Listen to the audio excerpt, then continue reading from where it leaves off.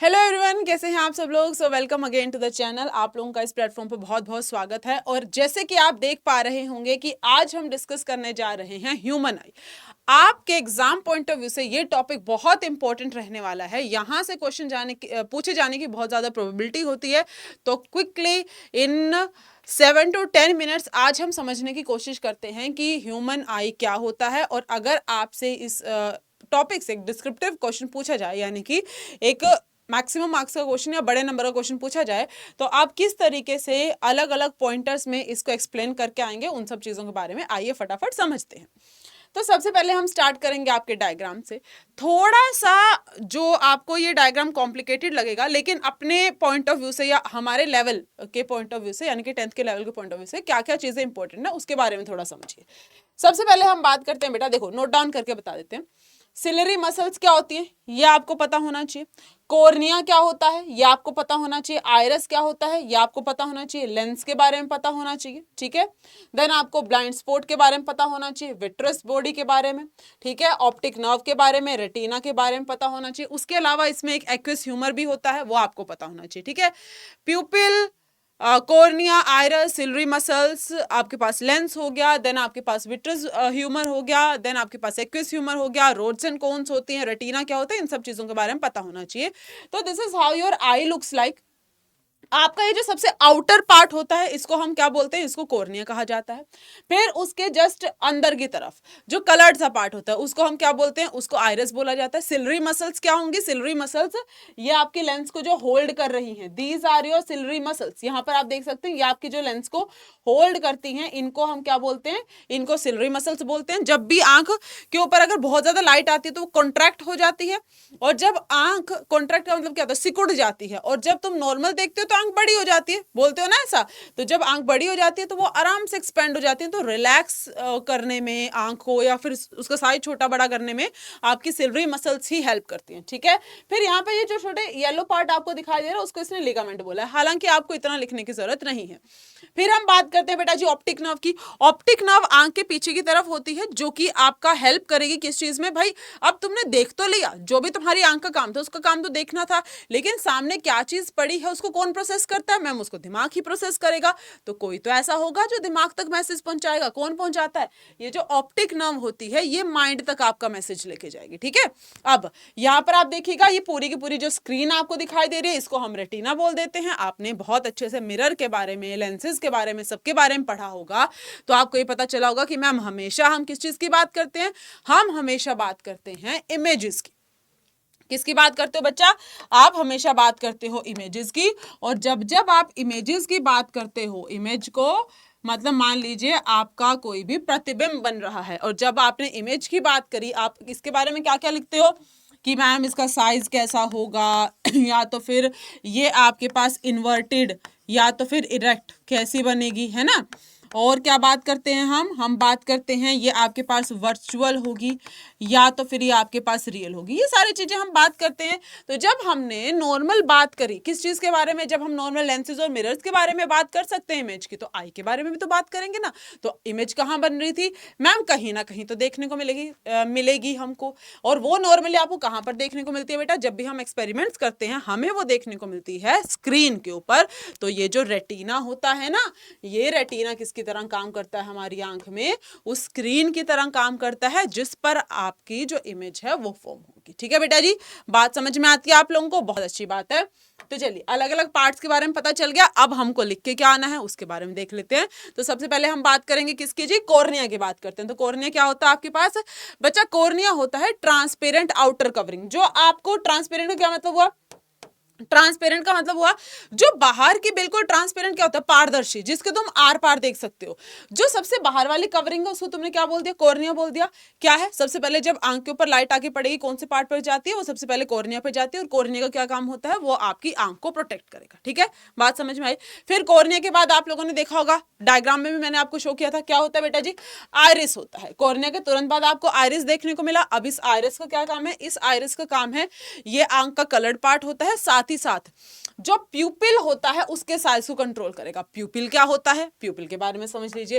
देखो प्यूपिल क्या होगा, जो आपकी ब्लैक कलर का जो सर्कुलर पार्ट होता है, सर्कुलर ओपनिंग होती है ब्लैक कलर की, दैट इज योर प्यूपिल। और इसका क्या काम होता है, ये कंट्रोल करता है कि कितनी जो आंख के अंदर लाइट जा रही है वो कितना अमाउंट जा सकता है या नहीं जा सकता, ठीक है।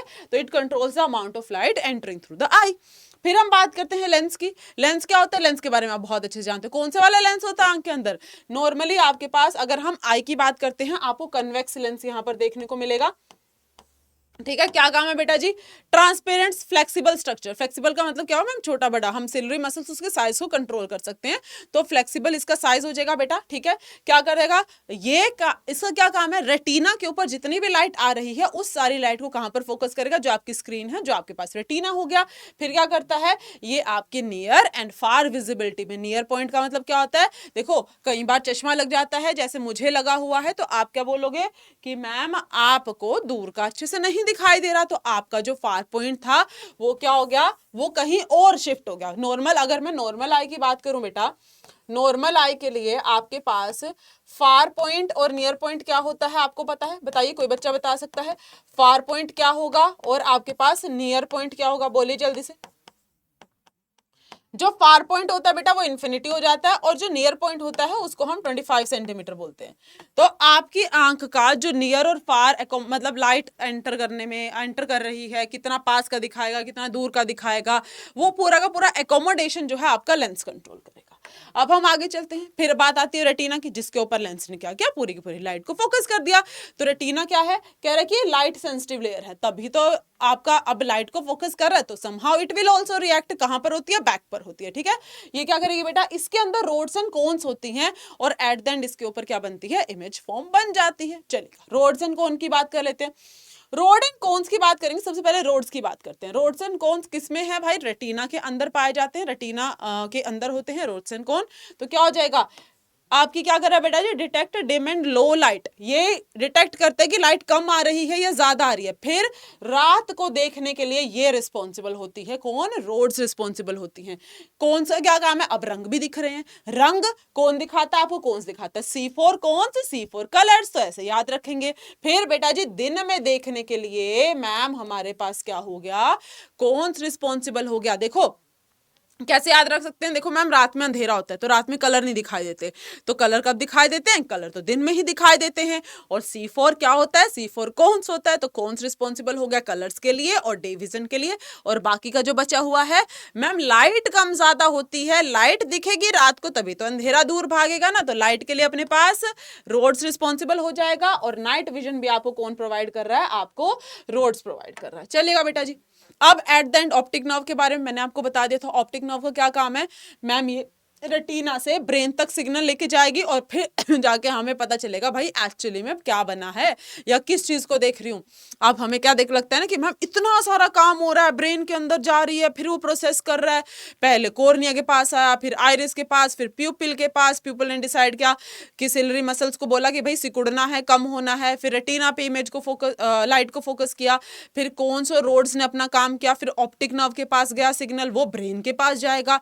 मैम इतना सारा काम हो रहा है, हमें तो एकदम से दिख जाता है, तुम देखोगे कि कितनी फास्ट फंक्शनिंग है, कितना जल्दी जल्दी ये काम होता है, तुम्हें पता भी नहीं चलता। समझ रहे हो कितना कम टाइम लैप्स है इसके बीच में, पूरा का पूरा जो सिग्नल है आपका रेटिना से ब्रेन तक जा रहा है, फिर आप देख पाओगे कि क्या है सामने। और जबकि मैम मैंने तो जिधर मुंडी घुमाई मैंने देखा कि यहां से एक सुंदर सी लड़की जा रही है, मुझे तो तुरंत दिख गई थी। ऐसा तो हुआ नहीं कि मुझे 5 मिनट लगे कि मैं देखूं यार सामने क्या खड़ा है या कौन जा रहा है ना, एकदम से दिखाई दे जाता है। चलो अब मैंने बोला था एक आपके पास एक्वेस ह्यूमर होता है, एक विट्रस ह्यूमर होता है।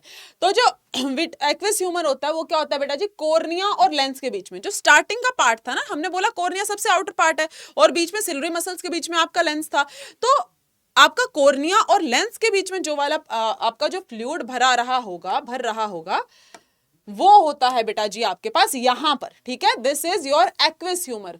और वहीं पर बेटा हम बात करते हैं अगर विट्रस ह्यूमर की, विट्रस ह्यूमर आपके पास कहां पर होता है मैम? ये जेल लाइक फ्लूइड होता है। विट्रस कैसे होगा? जेल लाइक फ्लूइड होगा। और ये कहां पर होगा? It helps in maintaining the size of eyeball. ये पीछे की तरफ होता है, मतलब जो पूरा का पूरा आपको खाली स्पेस दिखाई दे रहा था वहां पे आपको विट्रस ह्यूमर देखने को मिलेगा। ठीक है, तो ये आपका जो है आई का स्टार्टिंग पोर्शन में, ये आपके आई के लेंस के बाद वाला जो पोर्शन है। ठीक है, स्क्लेरा क्या होगा? It is a whiter outer covering. जो व्हाइट व्हाइट से आउटर सी कवरिंग दिखाई देती है वो क्या होती है बेटा जी? वो प्रोटेक्शन में हेल्प करती है स्क्लेरा।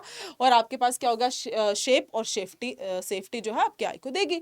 वहीं पर अगर मैं ब्लाइंड स्पॉट की बात करती हूँ, ब्लाइंड स्पॉट एक ऐसी जगह होती है जहां पर कोई भी इमेज फॉर्म नहीं होती। ठीक है, ये काफी इंपॉर्टेंट चीज है, तो आपको ध्यान में रखना है कि यहाँ पर कोई इमेज फॉर्म नहीं होगी, यहाँ पे कोई भी रोड एंड कोन्स प्रेजेंट नहीं होते।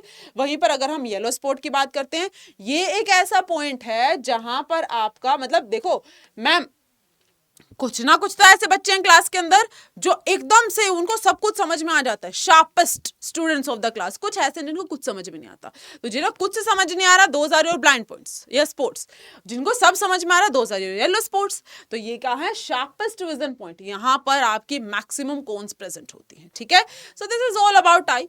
आपको अच्छे से समझ में आ गया होगा, और डायग्राम आपको बना के आना है। जो जो चीजें आपके लिए इंपॉर्टेंट है बस उनको लेबल करके आएगा। आप चाहें तो इसके नोट्स में आपको टेलीग्राम चैनल पे अवेलेबल करवा दूंगी, उसके लिए आप कमेंट कर दीजिएगा। और अगर वीडियो अच्छी लगी हो तो चैनल को सब्सक्राइब कर देना, शेयर कर देना, लाइक कर देना। अब हम मिलेंगे आपको एक और बहुत ही बेहतरीन से इन्फॉर्मेटिव वीडियो में नेक्स्ट। ठीक है, तब तक के लिए thank you so much, have a nice day, all the very best. ऐसे ही पढ़ते रहिए, ऐसे ही अपने माता पिता का नाम रोशन करते रहिए। Thank you so much everyone.